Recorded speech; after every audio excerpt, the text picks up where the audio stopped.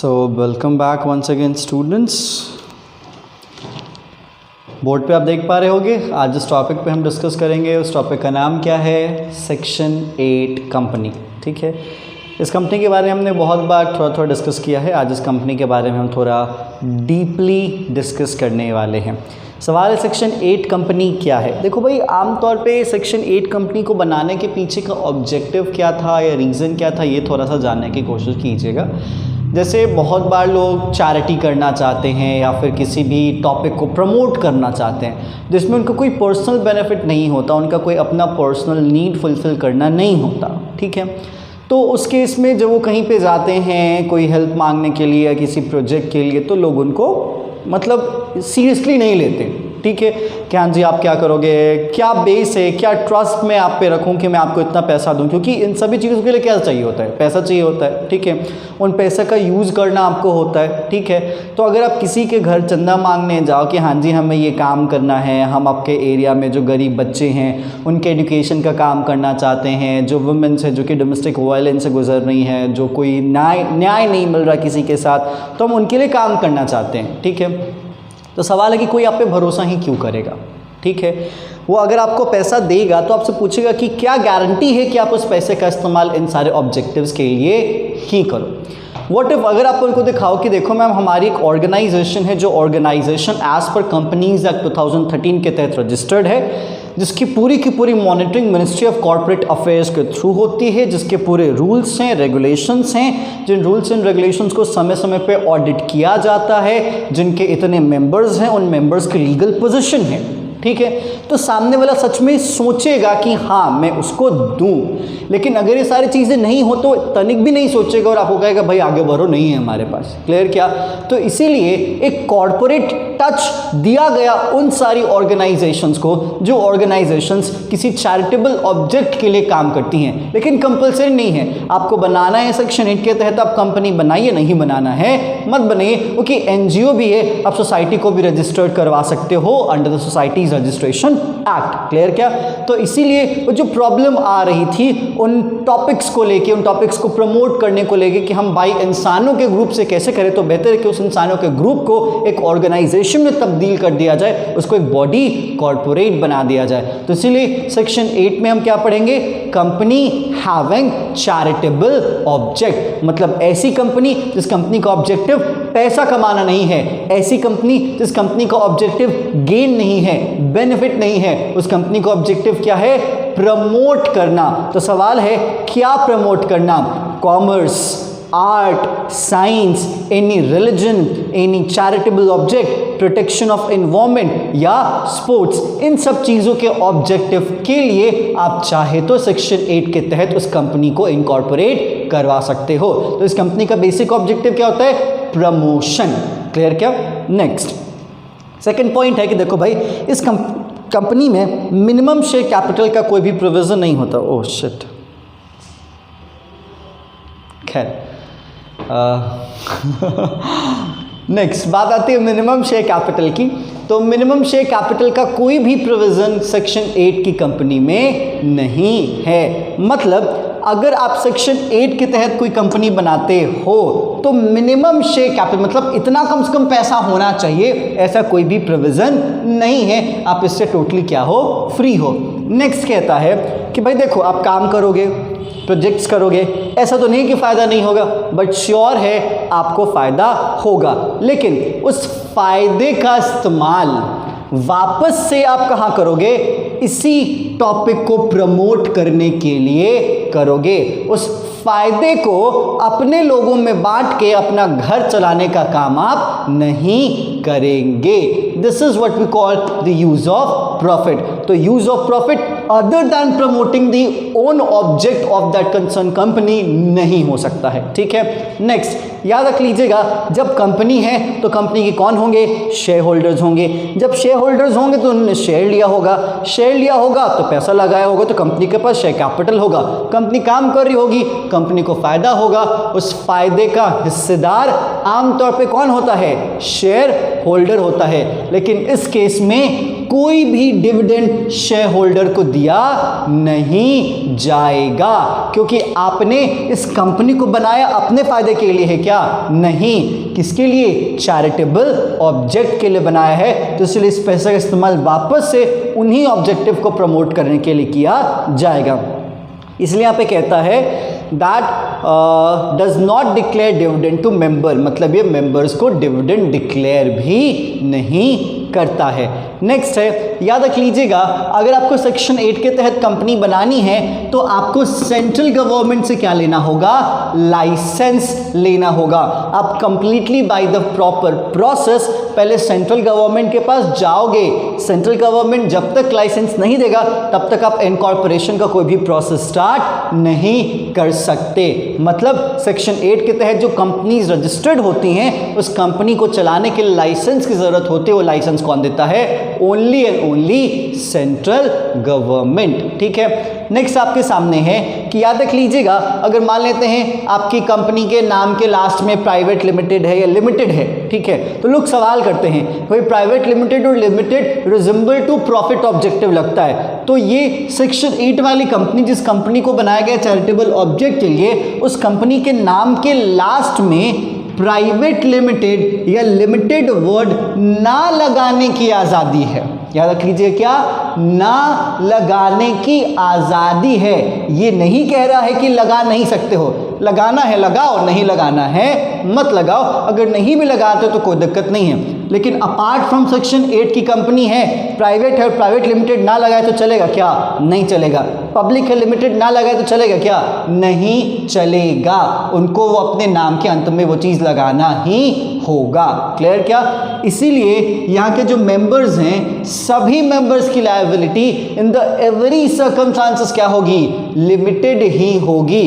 कभी भी सेक्शन 8 की कंपनी के मेंबर्स की लायबिलिटीज अनलिमिटेड नहीं हो सकती है। ठीक है, नेक्स्ट, यहाँ पे बहुत बार ये जो लाइसेंस आपको सेंट्रल गवर्नमेंट ने दिया है, ठीक है, इस एक्ट के प्रोविजंस के कॉन्ट्रवेंशन के कारण, नॉन कंप्लाइंस के कारण, वॉयलेशन के कारण सेंट्रल गवर्नमेंट चाहे तो किसी भी वक्त आपके लाइसेंस को क्या कर सकती है? रिवोक कर सकती है। इस लाइसेंस का रिवोक होना ये नहीं कहता कि आप कंपनी नहीं हैं।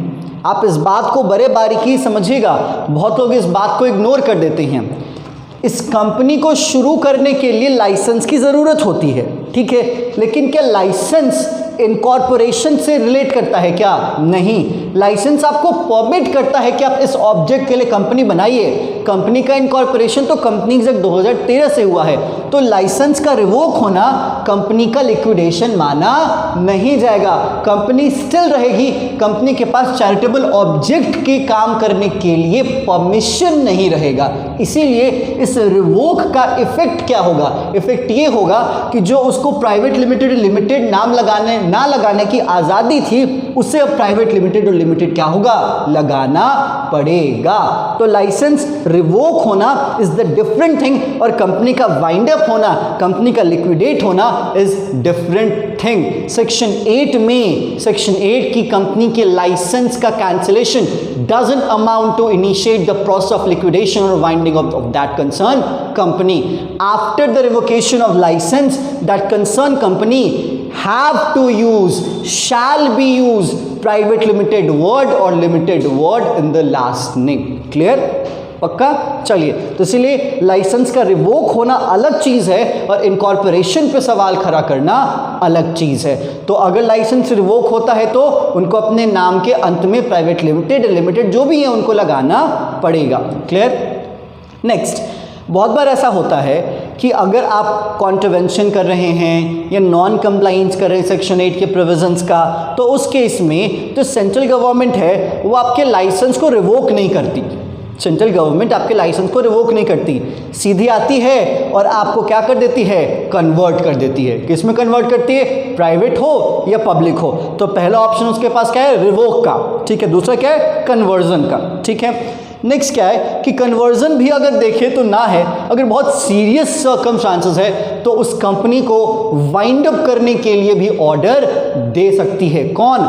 वही सेंट्रल गवर्नमेंट। तो लाइसेंस का रिवोकेशन और वाइंड अप करने का ऑर्डर दोनों क्या है, अलग अलग चीज है। तो इसीलिए सेंट्रल गवर्नमेंट कॉन्ट्रवेंशन के कारण एक तो कन्वर्जन भी ऑर्डर दे सकती है, दूसरा वाइंड अप करने का भी ऑर्डर दे सकती है, तीसरा अमलगमेशन का भी ऑर्डर दे सकती है। अमलगमेशन का मतलब क्या, आपको किसी दूसरी कंपनी के साथ मर्ज कर दिया जाएगा। लेकिन कौन सी दूसरी कंपनी, क्या कोई यूं ही राह चलती कंपनी के साथ मर्ज कर दिया जाएगा क्या, नहीं, वही कंपनी जिस कंपनी का ऑब्जेक्ट आपकी कंपनी के से क्या था, सिमिलर था। जैसे आप भी स्पोर्ट्स के लिए काम करते थे, वो भी कोई स्पोर्ट्स के लिए काम करता था, तो आपका मर्जर उसमें कर दिया जाएगा, या आपको बंद कर दिया जाएगा, या फिर आपको प्राइवेट लिमिटेड में कन्वर्ट करने के लिए कहा जाएगा।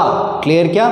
चलो नेक्स्ट बात आती है कि आमतौर पे अगर कंपनी है तो कंपनी केस में जनरल मीटिंग, क्या जनरल मीटिंग बुलाना होता है। आमतौर पे नॉर्मल कंपनीज में जनरल मीटिंग के तारीख से 21 दिन पहले का आपको कॉल लेटर भेजना होता है, लेकिन सेक्शन 8 के कंपनी में इस 21 दिन के बार को घटा के 14 दिन रखा गया है। मतलब सेक्शन 8 की कंपनी यहाँ पे जनरल मीटिंग के डेट से 14 दिन पहले भी इमीडिएट नोटिस दे तो आपको जनरल मीटिंग के लिए आना होगा। क्लियर?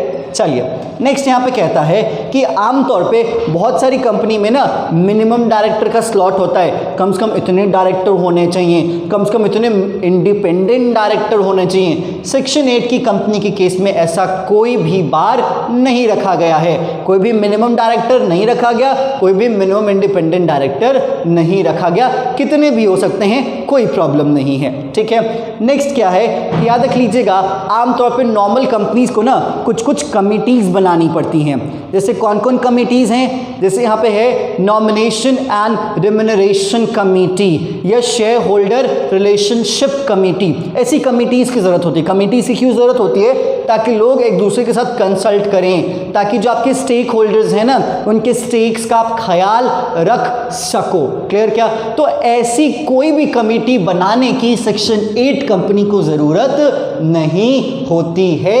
इन कमिटीज से उनको एग्जम्प्ट कर दिया गया है। ठीक है, नेक्स्ट यहां पे कहता है कि इस सेक्शन 8 की कंपनी में चाहे तो एक पार्टनरशिप फर्म, क्या एक partnership firm as a member के तौर पे जुड़ सकता है। क्लियर क्या? Which means any partnership firm can be accepted as a member of section 8 company. Clear? यही है आपके सेक्शन 8 कंपनी का पूरा बेस। ठीक है, अब लगे हाथ हम बात कर लेते हैं पेनल्टी पे। किस पे? पेनल्टी पे।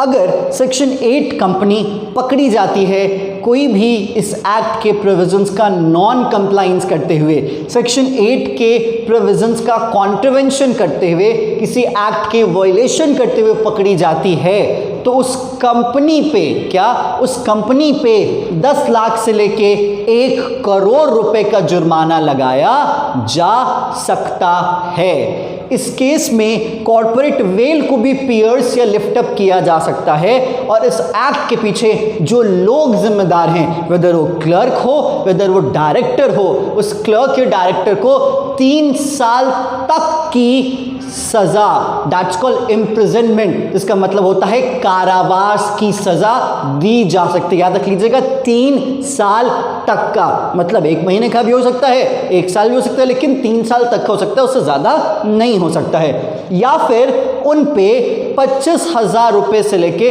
25 लाख रुपए तक का जुर्माना लगाया जा सकता है, या फिर कारावास और जुर्माना दोनों लगाया जा सकता है, और उनको अंडर सेक्शन 447 के तहत फ्रॉड का दोषी माना जाएगा। ओके, याद रख लीजिएगा, इंडियन कंपनीज एक्ट 2013 के सेक्शन 447 में फ्रॉड मैटर क्या किया गया है, डिस्कस किया गया है, और उन पे फ्रॉड का चार्ज लगाया जा सकता है।